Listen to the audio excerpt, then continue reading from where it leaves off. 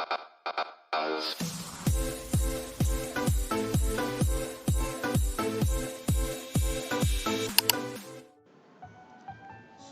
salam sejahtera bagi kita semua. Kembali lagi bersama saya, Pastor Orang. Kali ini saya akan memberikan video tentang makna ungkapan-ungkapan asing dalam Alkitab. Video ini terdiri atas 4 part. Mengingat banyaknya ungkapan-ungkapan di dalam Alkitab yang kadang-kadang kita sangat susah untuk mengartikannya. Jadi untuk part yang pertama ini, saya akan menjelaskan tentang yang pertama bubur kacang merah, yang kedua terapim, yang ketiga jubah yang maha indah, yang keempat Raja Wali yang menggoyang-goyang bangkitkan isi sarangnya, yang kelima Hana membawa anak sapihan kepada Eli, yang keenam menari di hadapan Tuhan, yang ketujuh dengan prestasi sendirinyakah Israel selamat, yang kedelapan Mazmur, yang kesembilan muda lagi seperti burung Raja Wali, yang kesepuluh burung pipit, 11 burung gagak, ke-12 kepada Edom akan melemparkan kasut, yang ke-13 mata para hamba memandang. Dan yang terakhir dari episode ini adalah firman Allah yang jujur. Salah satu sifat Alkitab adalah bahwa Alkitab adalah terang. Sifat ini memang sesuatu yang pasti ada pada dirinya. Alkitab adalah pernyataan Allah kepada manusia. Kalau pernyataan itu tidak terang, sehingga tidak dapat dimengerti, maka tujuan dari pernyataan itu tidak tercapai dan sia-sialah pernyataan. Hal ini memang demikian. Tujuan Alkitab sebagai alat Allah untuk memberikan berita kesukaan adalah terang. Bahwa Allah mengasihi dunia sehingga ia mengaruniakan anaknya yang tunggal untuk membebaskan manusia dari hukuman dan menjadikan orang benar-benar merdeka. Hal ini terang dalam isi Alkitab, dan pokoknya Alkitab adalah terang. Tetapi kalau kita membaca Alkitab, seringkali kita menjumpai ayat-ayat yang sukar dimengerti, malahan kadang-kadang mengherankan kita. Misalnya adalah Lukas 9 ayat 39. Kalau kita pikirkan lebih lanjut, kemungkinan itu disebabkan oleh hal-hal yang sangat wajar. Kita akan mengerti bahwa kemungkinan itu disebabkan oleh sifat-sifat penulis Alkitab itu sendiri. Para penulis Alkitab itu adalah manusia biasa. Dan manusia adalah serba terbatas. Terbatas dalam waktu penulisan Alkitab dilakukan pada abad-abad yang telah lampau, terbatas pada tempat para penulis jauh dari pembacaan, terbatas dalam keadaan hidup, kebiasaan, adat istiadat, dan lain sebagainya. Tulisan daripada video ini ialah untuk menerangkan hal-hal yang sukar dimengerti tanpa bantuan.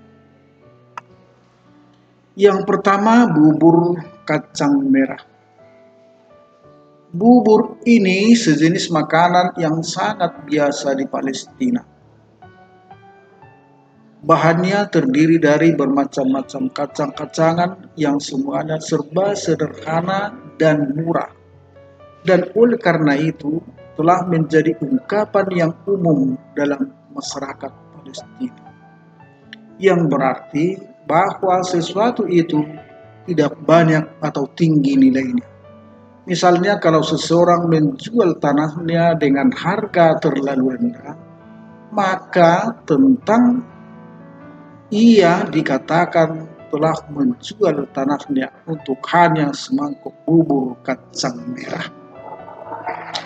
Kalau ada seseorang ayah yang mengawinkan putrinya dengan seorang perjaka yang miskin, maka tentang orang ini juga akan dikatakan bahwa ia telah mengawinkan putrinya untuk semangkuk bubur kacang merah. Jadi kalau Esau menjual hak kesulungannya kepada Yakub untuk semangkuk bubur kacang merah, ini menunjukkan rendahnya penghargaannya atas hak kesulungan yang maha penting bagi orang di sana. Ini diterangkan dalam cerita selanjutnya. Malahan dapat dikatakan bahwa sikap hidupnya yang demikian menandakan sikap tidak menghargai hal-hal kerohanian. Memilih Esau untuk menjadi pewarisnya karena Esau gagah dan menarik. Tetapi Allah menentukan bahwa bukan Esau yang terpilih, melainkan Yakub yang melanjutkan keturunan Abraham. Memang, bukan yang dilihat manusia yang dilihat Allah. Manusia melihat apa yang di matanya, tetapi Tuhan melihat hatinya. Ini bisa kita lihat pada kitab Samuel yang pertama ayat 16, bab 16 ayat ke-7. Nah, yang kedua adalah terapim. Terapim adalah patung-patung kecil mirip mainan boneka yang dianggap sebagai ilah atau yang dapat memberikan kebahagiaan. Laban, paman Yakub, menyebutnya dewa-dewaku. Oleh karena itu, terapim ditempatkannya di dalam rumah, seperti di rumah Mika. Mungkin kepercayaan ini adalah sisa kepercayaan bangsa Kanaan yang dipunahkan oleh bangsa Israel. Kita membaca adanya terapim pada zaman tabut Allah di Silo yang bisa kita lihat pada kitab Hakim 17 ayat 31. Pada zaman kemudian tidak ada lagi terapim itu. Tetapi terapim memiliki makna khusus selain dari menjadi dewa keluarga, yaitu kalau seorang putra menantu mempunyai dewa-dewa keluarga mertuanya, maka ia pun dianggap anak dalam keluarga itu yang punya hak sama dengan anak-anak yang lain dan hak waris dalam keluarga itu. Demikianlah kini kita dapat mengerti mengapa Rahel mencuri terapim ayahnya, yakni agar suaminya menjadi ahli waris sama seperti anak Laban lainnya. Padahal Laban ingin mewariskan warisannya untuk anak kandungnya saja. Teranglah bahwa kepercayaan akan terapim itu bertentangan dengan kehendak Allah.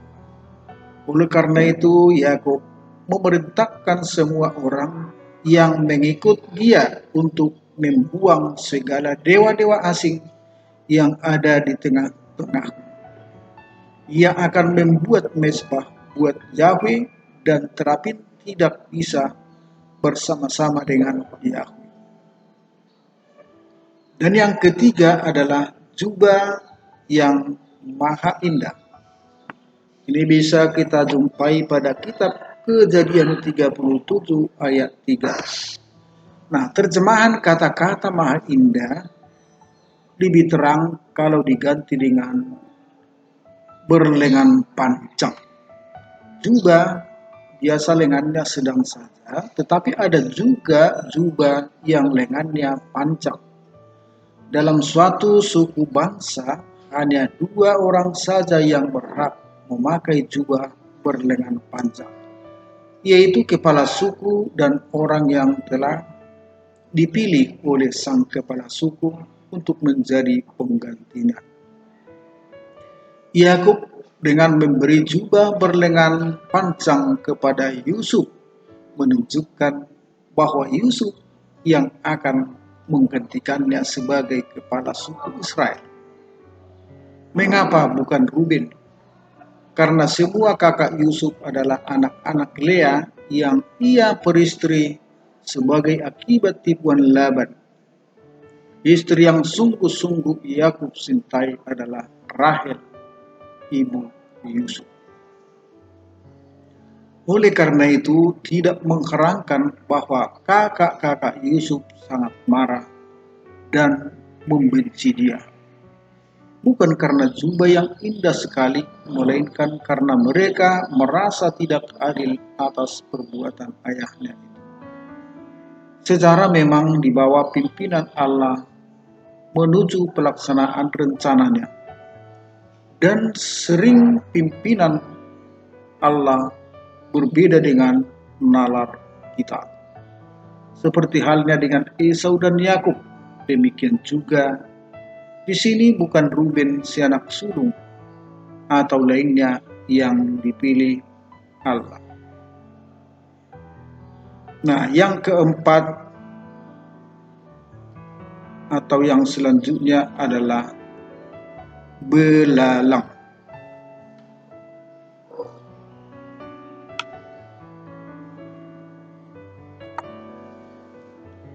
Ini bisa kita jumpai pada kitab Ulangan Ulangan 28 ayat 38. Sering sekali belalang disebut dalam Alkitab dan kebanyakan dengan arti yang dahsyat dan mengerikan.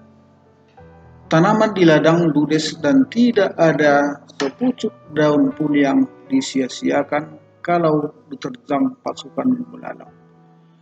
Ada beberapa jenis belalang, tetapi yang paling merusak tanaman adalah belalang yang sering berpindah-pindah tempat. Karena arah angin, belalang-belalang itu terbawa ke suatu tempat, lalu di situ mereka bertelur.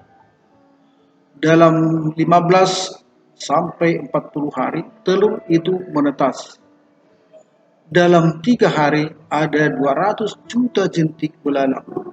Mereka berkembang dan melalap apa saja, tidak hanya daun-daun, malahan kulit pohon yang besar pun digerogoti sampai terancam.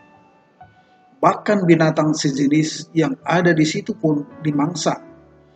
Kemudian belalang-belalang itu bersama-sama pindah ke tempat lain. Jumlahnya tidak terbilang.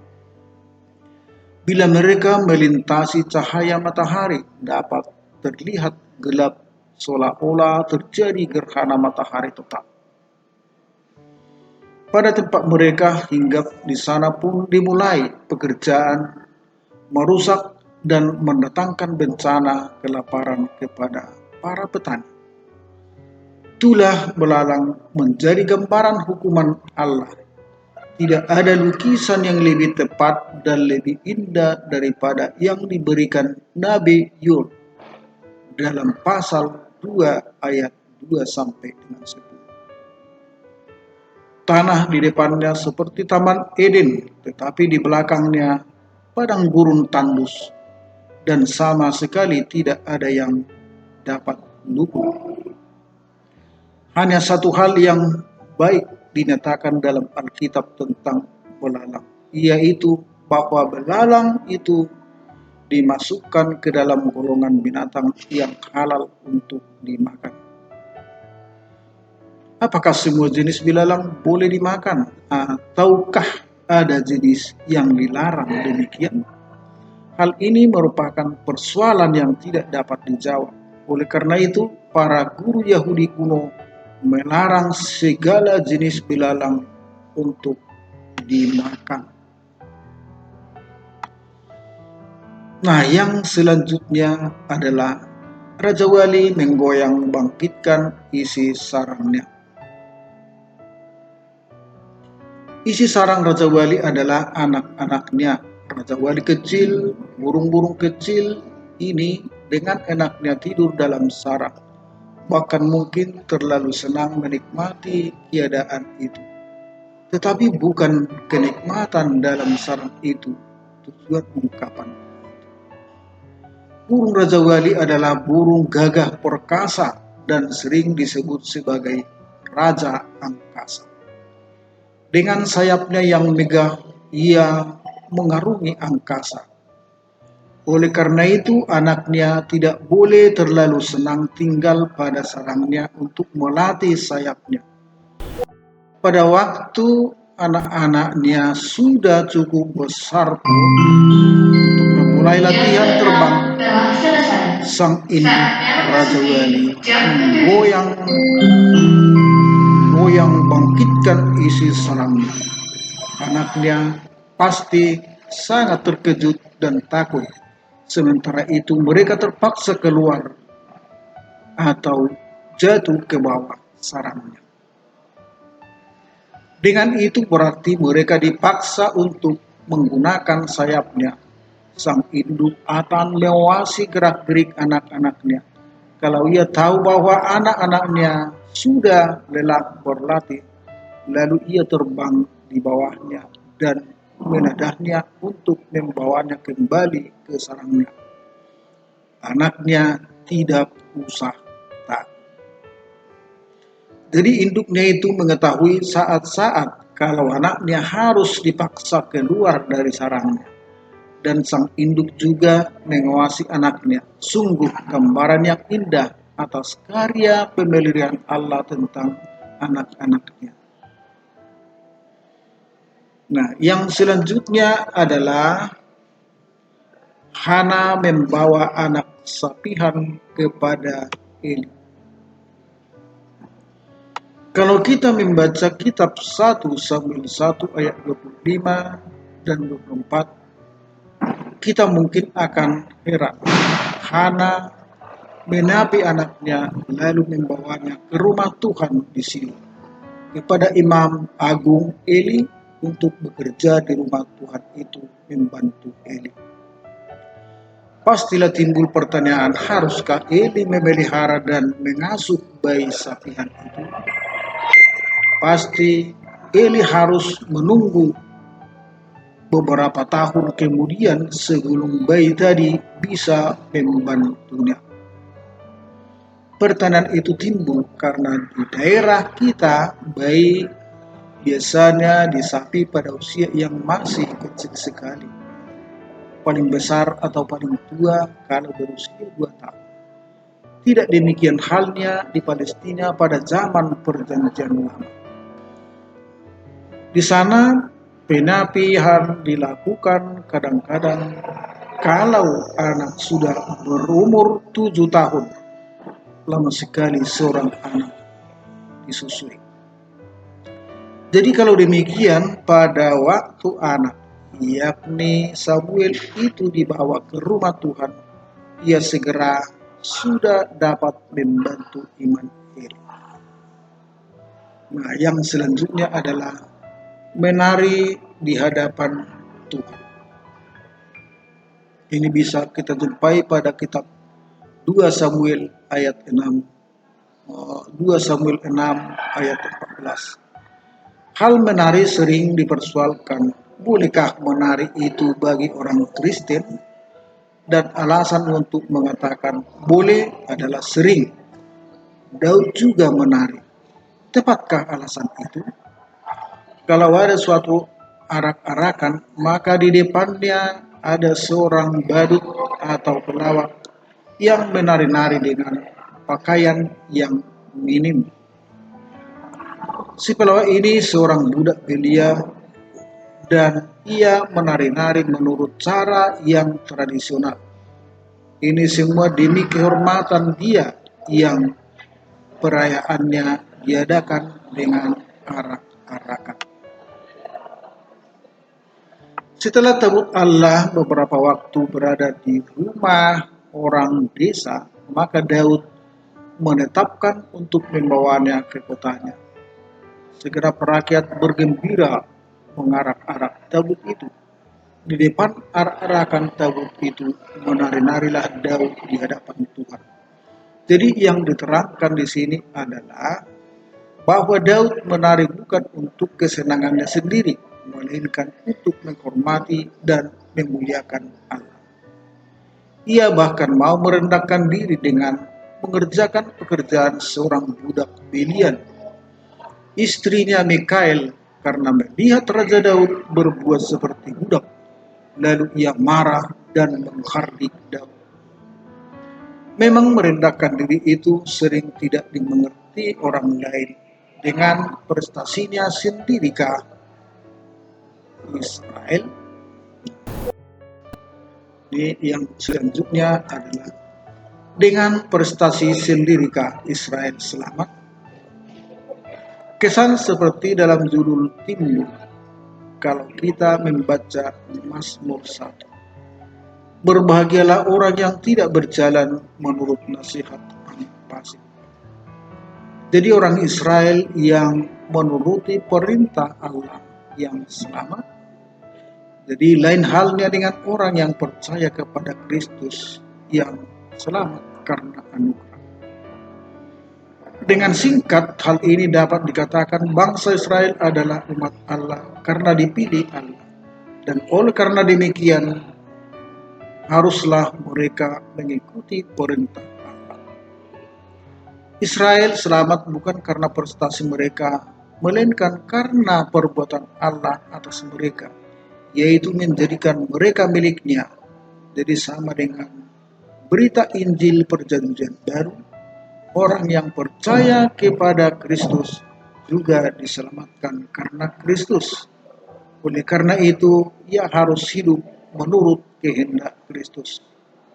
Hukum Allah bukan jalan keselamatan, melainkan untuk mengetahui bagaimana orang percaya harus hidup. Nah, yang selanjutnya adalah Mazmur. Kita lihat pada Mazmur 3 ayat 3 misalnya. Kalau kita membaca kitab Mazmur, kita menjumpai beberapa kata yang amat asing dan kata-kata ini tidak diterjemahkan di dalam Alkitab bahasa Indonesia. Sebabnya ialah karena maknanya hingga kini belum dapat disingkapkan seluruhnya, orang hanya dapat mengira-ngira saja. Mungkin kata Mazmur dapat diturunkan dari satu kata, yaitu memetik. Kalau demikian, Mazmur dapat diartikan memetik suatu alat musik. Tetapi Mazmur juga dapat dituturkan atau diturunkan dari satu kata yang artinya menyanyi.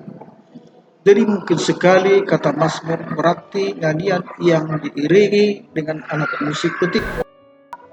Mazmur Daud berarti sebuah nyanyian yang dikarang oleh Daud. Dalam Mazmur 3 dan 38 dan lain-lain ada kata Selah. Kadang-kadang dalam pembacaan suatu Mazmur kata Selah juga dibaca. Tetapi semua ahli perjanjian lama mengatakan bahwa kata ini tidak perlu dibaca. Kata ini hanyalah petunjuk bagi pembaca atau penyanyi. Reformator Martin Luther berpandangan bahwa kata Selah berarti renungkanlah baik-baik ayat ini. Pandangan lain mengatakan bahwa Selah diturunkan dari kata yang artinya diam dan menunjukkan bahwa si penyanyi harus diam sementara musik terus berputar. Menurut ahli lain, artinya naikkanlah. Maksudnya petunjuk ini adalah tinggalkanlah wajahmu kalau membaca ayat ini, atau naikkanlah suaramu kalau nyanyianmu sampai di sini. Pandangan lain menganggap bahwa Selah ialah petunjuk guna mengulang pembacaan kalimat. Namun ada juga yang menghubungkan kata Selah dengan kata Arab yang berarti tunduk. Seperti dalam salat, orang sembahyang juga tunduk. Jadi pada kalimat ini, pembaca atau penyanyi harus tunduk. Masih ada pandangan-pandangan lain, tetapi kesempatannya adalah perkiraan saja. Oleh karena itu, juga berbeda-beda. Yang sama dalam semua perkiraan itu ialah bahwa sela adalah petunjuk bagi yang menyanyi atau membaca. Jadi sela tidak perlu dibaca. Miktam.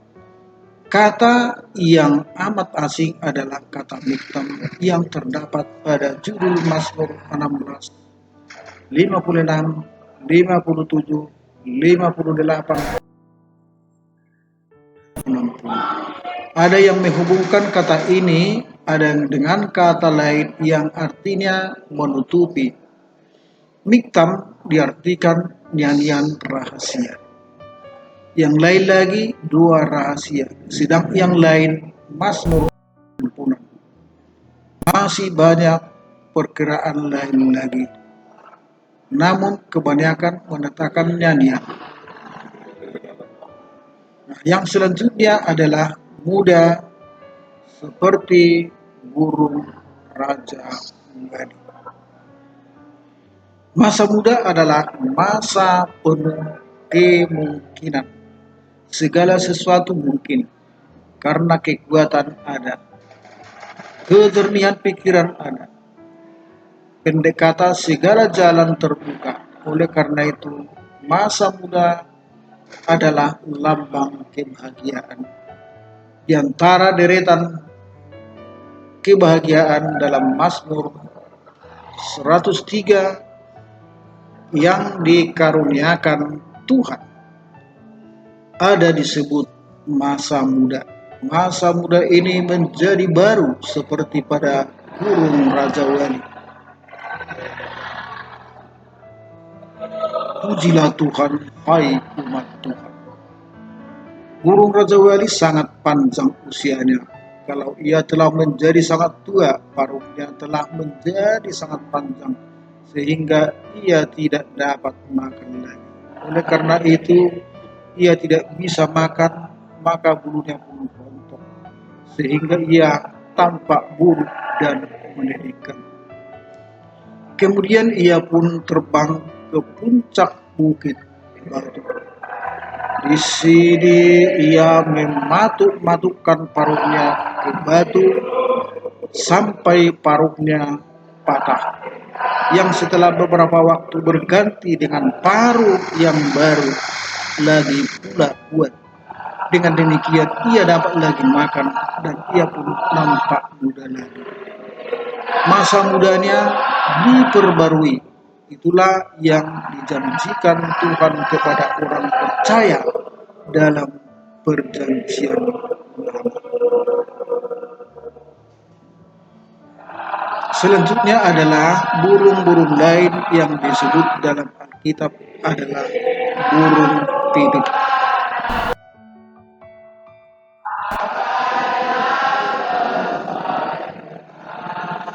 Ia membuat sarangnya dalam lubang-lubang tembok rumah. Sekali setahun tembok rumah dibersihkan dan burung-burung pipit ditangkap dan dijual untuk dijadikan lauk. Ini bisa kita lihat pada Lukas 12 ayat 6. Bukankah burung pipit dijual 5 ekor 2 duit?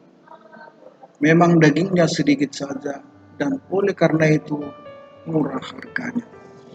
Burung pipit ada juga disebut dalam Mazmur 84 ayat 4, Amsal 26 ayat 2, Matius 10 ayat 20, ayat 31, Lukas 12 ayat 7. Gambaran yang seringkali ditekankan tentang burung pipit ini adalah kepicikannya. Nah, yang selanjutnya adalah burung layang-layang. Yang ditekankan adalah kecepatan terbangnya ketimbang pipit. Ini dapat kita jumpai pada Mazmur 84 ayat 4, Yesaya 38 ayat 4, Yeremia 8 ayat 7. Nah, selanjutnya adalah burung gagak. Pertama-tama burung ini disebut berhubungan dengan air bah.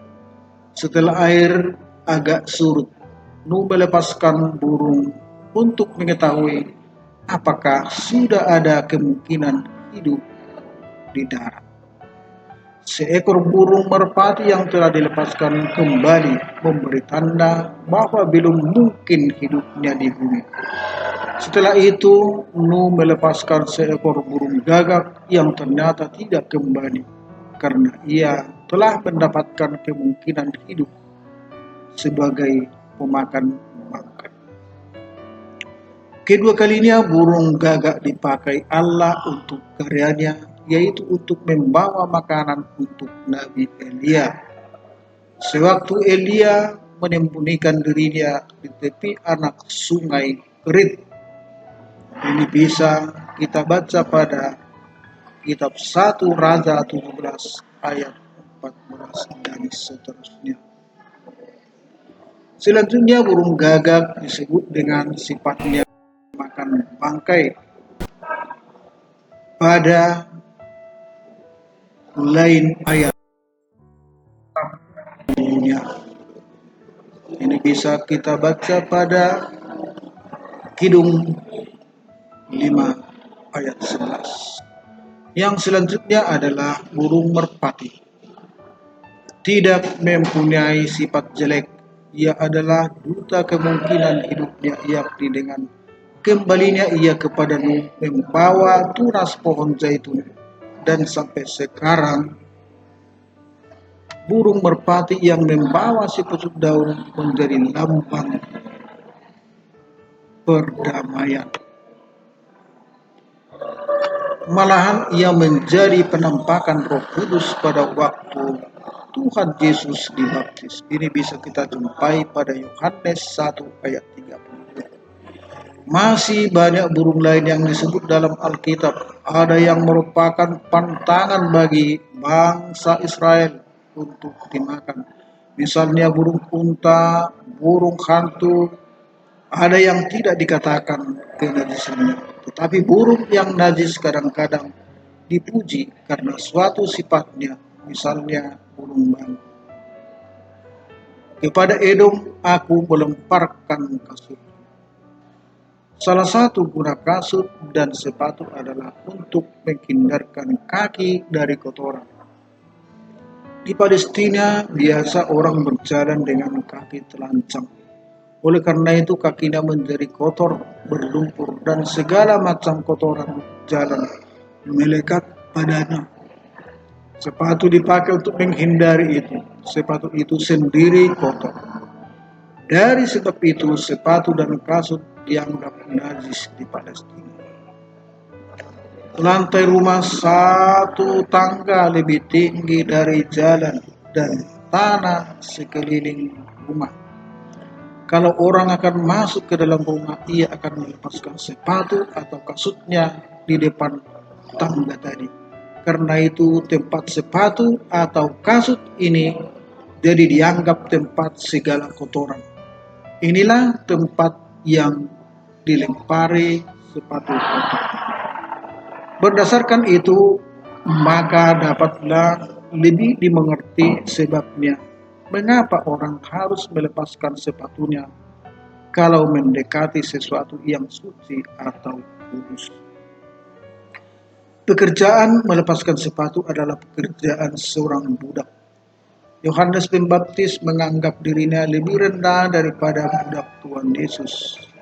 Amos mengatakan, kamu menginjak-injak orang miskin, membeli orang miskin karena seharga sepasang kasut. Ini bisa kita lihat pada Amsal 8 ayat 6. Orang miskin dipandang tanpa harga oleh penindas.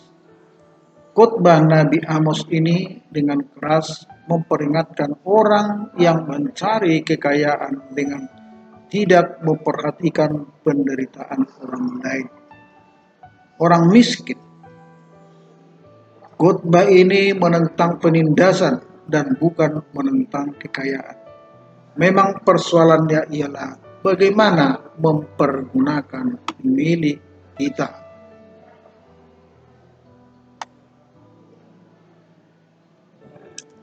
Yang selanjutnya adalah mata para hamba memandang tangan tuannya.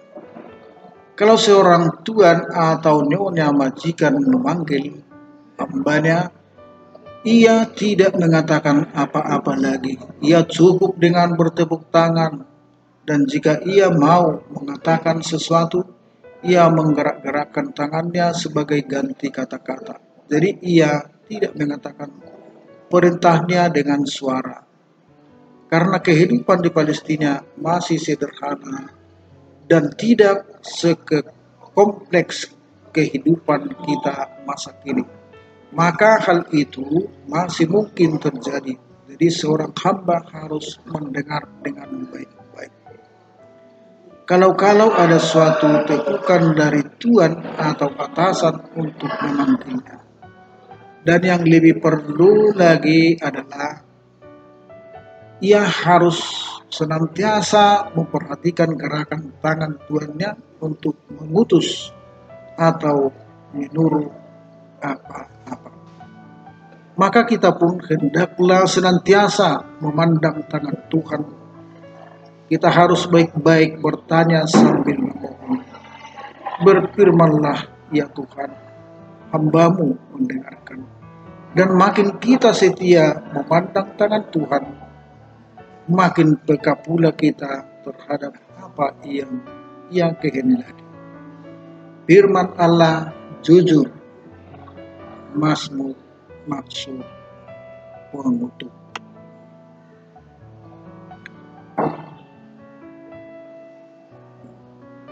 Dunia ini adalah dunia yang sudah rusak.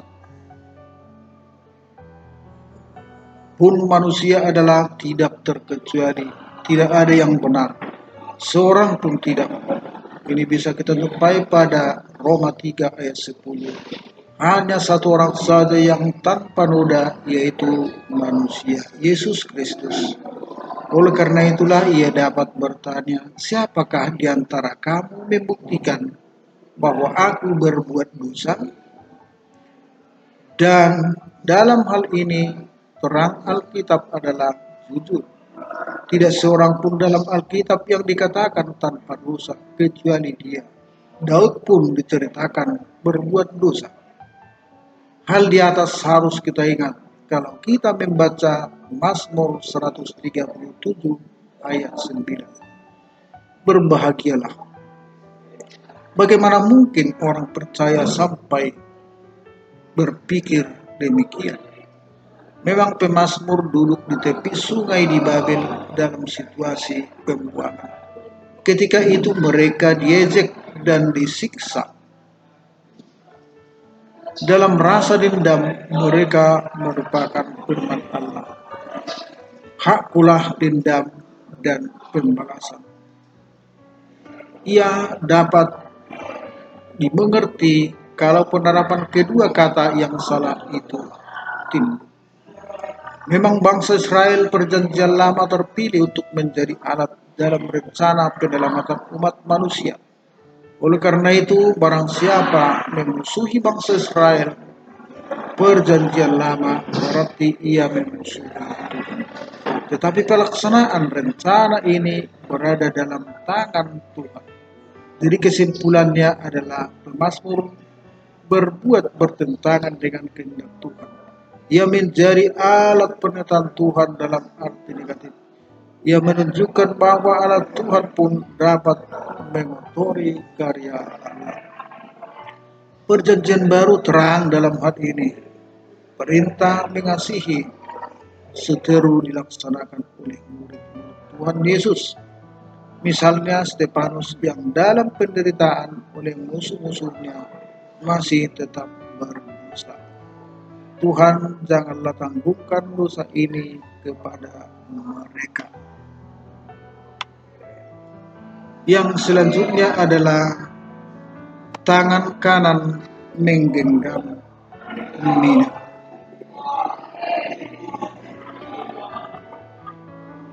Kata Ibrani yang diterjemahkan dengan kata menggenggam agaknya memang sukar dipahami, sehingga terjemahan dalam bahasa yang berbeda-beda pun berlain-lainan. Kiranya penjelasan berikut dapat menerangkan maksudnya. Salomo membicarakan istri yang suka bertengkar. Ia menamakan dengan tiris yang jatuh tidak henti-hentinya pada waktu hujan. Suara jatuhnya yang terus-menerus itu menegaskan syarat penghuni rumah. Tetapi mungkin juga ada suami yang berusaha menahan diri, atau ada juga suami yang berusaha menyembunyikan kelakuan istrinya itu karena menganggap itu soal intern rumah tangganya. Lalu Salomo mengatakan usaha itu tentunya sia-sia saja. Seperti seseorang yang akan menyembunyikan tangan kanannya yang berbau minyak wangi. Minyak wangi di Palestina luar biasa harumnya, dan kalau seseorang hendak mengoleskan minyak wangi pada tubuhnya, pastilah ia menggunakan tangan kanannya, karena tangan kanan adalah tangan yang terhormat. Itulah sebabnya ada dikatakan tangan kanan adalah milik Allah, tangan kiri adalah milik setan. Nah, kalau tangan kanan yang telah digunakan untuk mengolesi tubuh itu disembunyikan, bagaimana bau itu pastilah tercium. Usaha menyembunyikan bau minyak yang harum pastilah sia-sia. Karena itu janganlah melambaikan tangan kiri kepada orang lain. Demikianlah saudara dan saudariku untuk video yang pertama ini. Untuk memperlancar video-video selanjutnya, jangan lupa like, sharing, komen, dan subscribe. Salam, selamat berjumpa kembali di video part yang kedua. Sekian dan terima kasih.